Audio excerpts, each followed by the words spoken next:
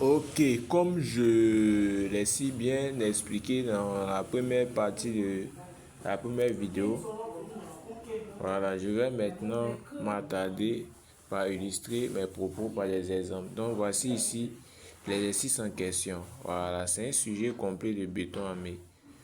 Mais comme nous sommes actuellement en plein descente de charge, nous allons nous attarder que sur les descentes de charge. Voici l'extrait du plan de coffrage. Voilà. Voici la présentation du projet, cadre du projet. Mademoiselle Elfriede Yaba se propose de construire un immeuble R+1 devant abriter un établissement scolaire. L'ossature porteuse de ce bâtiment sera en béton armé et de type plancher, poutre, poteau coulé sur place. Vous êtes sollicité pour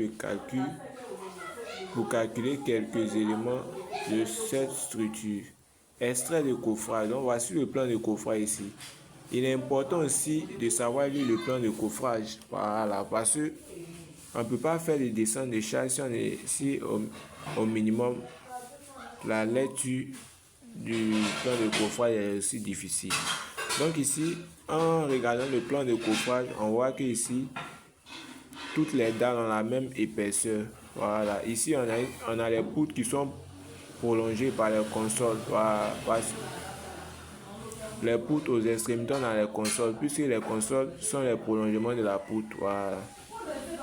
Ok.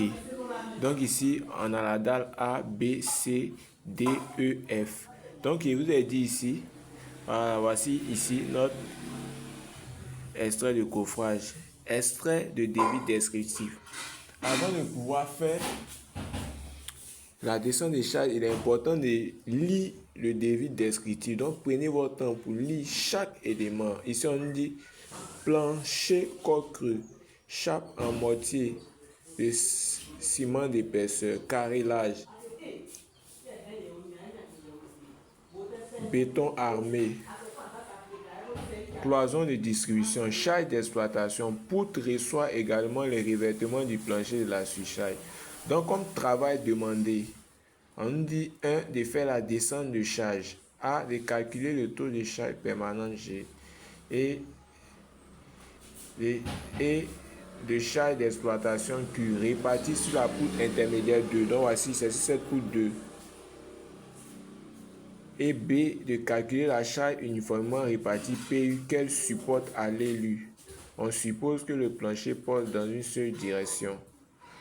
Ok, donc c'est-à-dire ici, lorsque on a fait L de X, et L de X ici, c'est 4 mètres.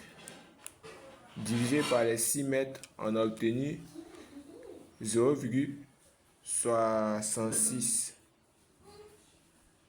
supérieur à 0,4. Donc, le plancher porte dans deux sens. Mais ici, on nous dit de supposer que ça porte dans un seul sens. Ok, donc, on y va. Donc ici, la première des choses à faire, comme je vous l'ai dit, lorsqu'on nous donne un exercice de ce étudiant, c'est de faire la zone d'influence. Voilà.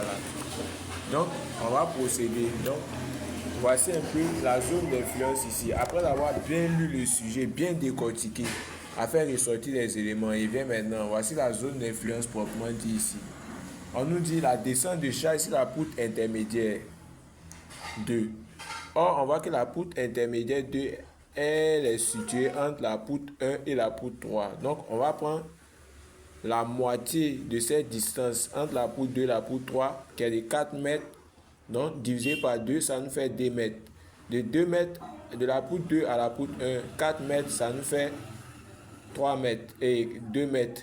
Donc, ici, voici ici notre descente de charge. Et le plancher a une largeur de 30 mètres. Donc, ça nous fait 4 mètres 30. Et on étudie la poutre sur 1 mètre. Ok. Donc, on va d'abord déterminer les charges permanentes. Voilà. On nous a donné ici le plancher à corps creux qui est de 2850 newtons par mètre carré. Donc, la question, il me pose, il doit multiplier, puisqu'on sait qu'on fait la descente des charges sur une poutre, il doit multiplier par quoi?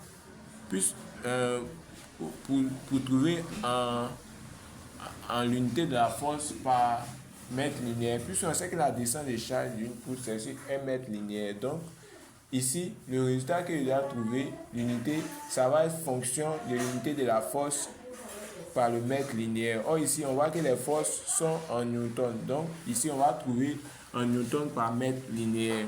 Ou en newton par mètre, c'est pareil. Donc ici, on a le plancher à corps creux qui est de 2850. Le plancher à corps creux. Donc ici, vous voyez, on a multiplié ici par les 4 mètres. Pourquoi pas les 4 mètres 30? Puisqu'on nous dit le plancher à corps creux. Donc, on doit retrancher ici. On doit retrancher ici la largeur de la poutre. Donc, ça fait 4 mètres. Ok.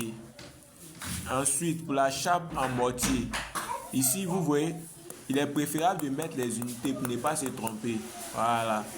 Donc, pour la chape en mortier, 200 newtons par mètre carré. Or, ici, on a les 5 cm d'épaisseur. Donc, quand on fait le cumul, on doit multiplier par les 4 mètres 30. Et ici, on nous dit 5 cm d'épaisseur. Donc, ça fait 200 multiplié par 5 pour annuler les centimètres. Et maintenant, multiplié par les 4 mètres 30. Puisque ici, maintenant, il ne s'agit plus du plancher, mais de tout ce qui constitue le plancher. Donc, ici, la poutre, on prend la largeur en compte. En 4 mètres 30, on calcule, on trouve ça. Ainsi de suite pour le carrelage. Ici, on a des 1000 newtons par mètre carré. Donc, je dois multiplier par une dimension pour trouver un newton par mètre. Donc, voici pourquoi on a multiplié. Voici pourquoi on a multiplié cela par les 4 mètres 30. Voilà. Et on a obtenu ça. Pour la poutre aussi, c'est pareil. On nous dit ici la poutre, c'est un élément en béton mais qui a un poids de 25 000 newtons par mètre cube. Dans les 25 000 newtons par mètre cube, je dois me poser la question. Il y a newton par mètre cube. Mètre cube, je dois multiplier par combien de dimensions pour trouver un newton par mètre. Donc ici, on voit que je dois multiplier cela par 2 dimensions. Or ici, il y a la section de la poutre qui est 30 fois 50. Donc on multiplie ça par la section et tombe automatiquement en newton par mètre. Donc c'est ce qu'on a fait ici. Donc ça fait 25 000 newtons par mètre cube multiplié par 0,30 fois 0,50. Cette section mètre carré, on a trouvé ça. Cloison.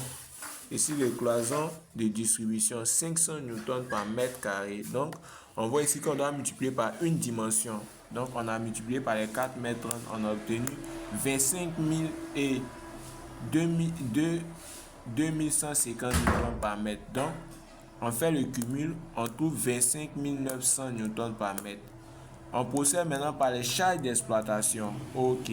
Ici, dans notre énoncé, ils nous ont donné pour charge d'exploitation une valeur de 2500 newtons. Donc, on sait que la charge d'exploitation, elle est répartie sur tout le plancher. Voilà. Donc, on va faire les 2500 newtons par mètre carré multiplié par 4 mètres 30, ce qui va nous donner 10 750. Donc, on a répondu à la question A. Maintenant, en ce qui concerne la question B, qui était de déterminer la charge uniformément répartie PU qu'elle supporte à l'élu. Ici, quand on parle de l'élu, c'est l'état ultime. Voilà. Et il y a ELS qui est l'état de service. Donc l'élu, c'est l'état ultime. Voilà. Donc ici, à l'élu, comme formule, on a PU qui est la charge qui fait 1,35 fois G plus 1,5 fois Q. Ici, les coefficients 1,35 et 1,5 sont des pondérations. Voilà, sont les coefficients de pondération. Voilà. Donc, on remplace par les valeurs. Donc, charge permanente ici est remplacée par sa valeur. Charge d'exploitation est remplacée par sa valeur. Et on trouve la charge PU qui est définitivement 51,090 newton mètre carré. Donc, c'est un peu ça. Voilà. Ça, c'était en ce qui concerne la descente des charges sur la poutre.